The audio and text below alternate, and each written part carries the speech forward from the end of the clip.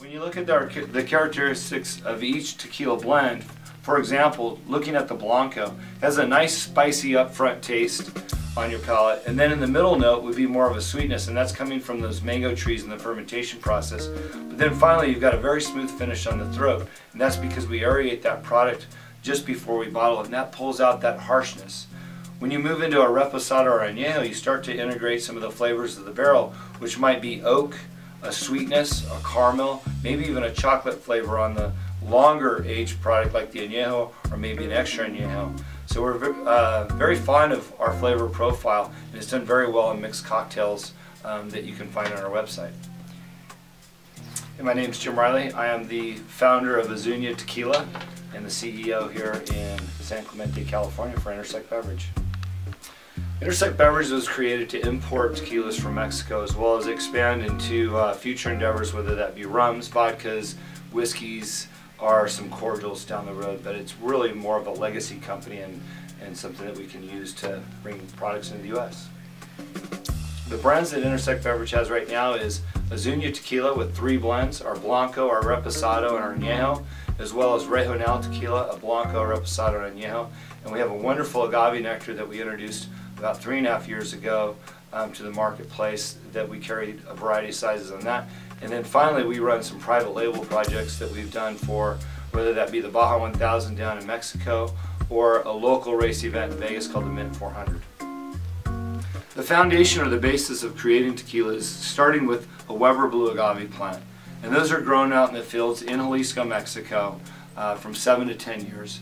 And once they reach that point of harvest, in our case it's between 7 and 8 years, we take those piñas, we bring them back to the distillery, we bake them in a clay hornos oven until they're ready to be shredded into a liquid form. Once they're shredded, we ferment the liquid in large tanks, and it's a natural fermentation process. And in our case, it's open air, and we grow mango trees in the area to help ferment this product. Mangoes put out a natural bacteria which increases the fermentation time. From there, we go into distillation, and then from distillation we go into bottling. So our Blanco tequila is bottled after a short aeration. Our Reposado tequila is aged in Jack Daniel barrels, and we typically age that product for 8 months. And then off into our añejos is again aged in Jack Daniel barrels, and that's aged anywhere from 15 to 18 months on average. The marketing efforts for Azuña Tequila has been really vast across the board. We find ourselves to be very nimble in our approach to the marketplace, so we've done anything from working with the various musical artists at concerts or charity organizations through their efforts, traditional marketing, whether that's in publications like Tasting Panel or Playboy magazine, and we've also done some endeavors in the off-road racing world by branding race cars and sponsoring major events out in the desert in 3 different states. Our local marketing efforts, we believe there's no replacement for feet on the pavement.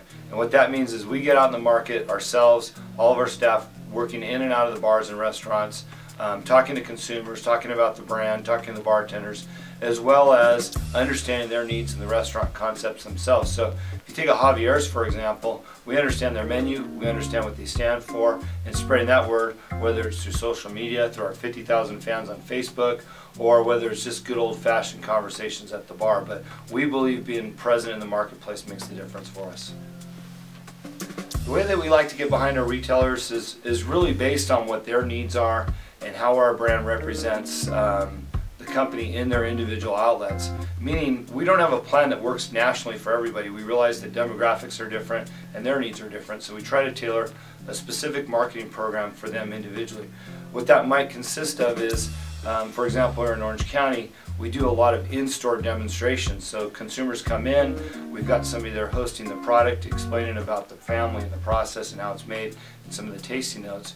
Whereas on the East Coast, it might be more of an online support, driving traffic to their website to buy the product.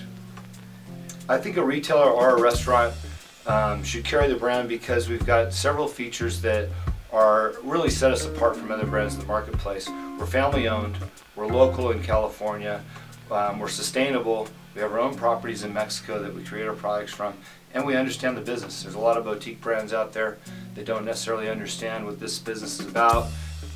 whereas we've got years of experience, whether that dates back to our Kettle One history, off into the years that we've been running this company. As it relates to our brand, if you're interested in carrying it, you can go to our website, which is azunatequila.com. We're sold through Young's Market Company in 10 of their states. We've got a great relationship with those guys. I know there's some alumni around there. As well as most of the major retailers, Beverages and More, Total Wine and Spirits, Mission Liquor, High Times. So we've got some great partners out in the marketplace. The vision of the company is to create something that's sustainable in the long term. We've got some great employees that have invested their time and efforts into this company. And we know as our tequila brand grows, we'll eventually look at other line extensions, whether that's vodkas or whiskeys, and create, again, a sustainable company that's here in the future, representing a portfolio of brands and a team of people around the United States and really around the world. My background as it relates to owning Intersect Beverages, I was the Vice President of Marketing and PR for Kettle One for 9 years. Had a great start there, a good foundation in this business. I raced off-road cars down in Mexico, and I had the opportunity to meet a family. It was the Sergio Zuniga family that owns land and distilleries down there producing tequila. And we struck a deal thinking it would be a great partnership with my experience and their quality of products down there to begin importing tequilas up here under our name that we created under our import company. So I was very fortunate at a time when I was looking for a transition in my career to create something special, working with great people like Peter Jacobson, pro golfer, Pat Kilkenny, athletic director for Oregon, Bill Walton, NBA All-Star. These guys coming together with me to create a company, whether it be finances or marketing or just plain old support to make this happen. And that's where we're at today, and that's how Intersect started. Why do I get excited to come into work every day? Well, we're in my music studio here. We focus on celebrating the adventures in life, and in this case, here we talk about music. We've got radio shows that happen here. We've got a bar right in front of me, and we just have a great group of people working here, all working towards the same goal, and that's creating a brand in the United States. And the excitement of the opportunity that exists for us motivates me every day to come in.